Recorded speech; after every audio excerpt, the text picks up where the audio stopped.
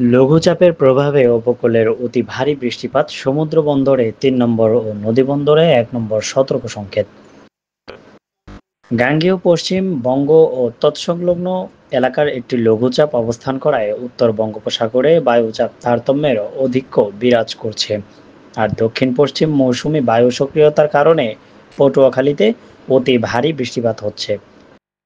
সোমবার সকাল ৯টা থেকে মঙ্গলবার সকাল ৯টা পর্যন্ত ২৪ ঘন্টায় জেলায় ২১৫.১ মিলিমিটার বৃষ্টিপাত রেকর্ড করেছে আবহাওয়া অফিস।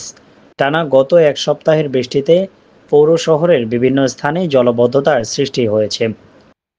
পানিতে ডুবে আছে সবুজবাগ, নতুন বাজার ও তিতাস মোড় সহ বিভিন্ন স্থানে সড়ক তলিয়ে গিয়েছে গ্রামাঞ্চলের অসংখ্য মাছের ঘের পুকুর।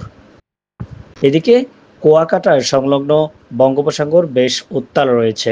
ছোট বড় ঢেউ তীরে আসে পড়ছে, উপকূলীয় এলাকা দিয়ে ঝড়ো হাওয়া বয়ে যেতে পারে। তাই পটুয়াখালীর পায়রা সহ দেশের সকল সমুদ্র বন্দরকে ৩ নম্বর সতর্ক সংকেত দেখিয়ে যেতে বলা হয়েছে। মাছ ধরা ট্রলার সমূহকে নিরাপদ আশ্রয়ে থাকতে বলা হয়েছে।